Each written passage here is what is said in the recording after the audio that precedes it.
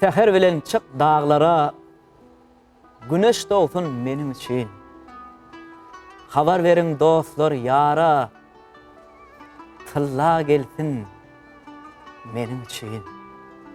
Bulutların alasından, kirpiklerin karasından, bağda biçen lälesinden, tıllam gelsin menim için.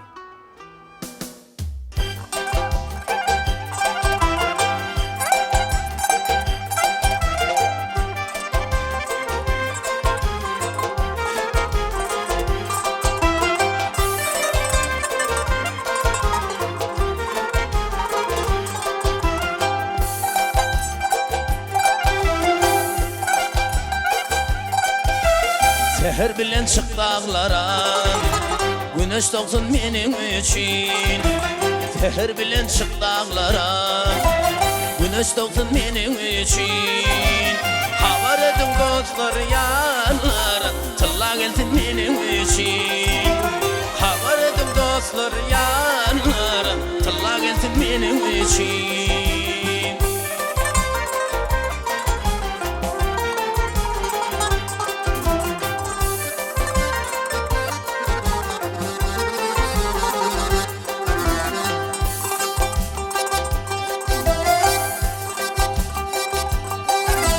Bulutların arasından, kirpiklerin arasından, bulutların arasından, kirpiklerin arasından, bağır çingeletinden, tılla gelsin benim için.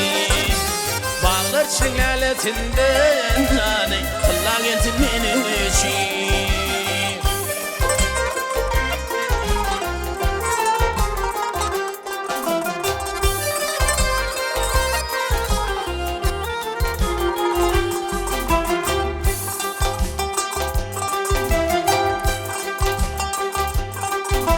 Seher yeli yaz gülünden, ova dalıp kuş sesinden.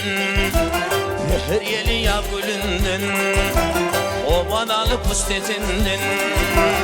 Gecelerim tümlüğünden, tılla gelsin benim için. Gecelerim tümlüğünden, tılla gelsin benim için. Yarım gelsin benim için, tılla gelsin benim için.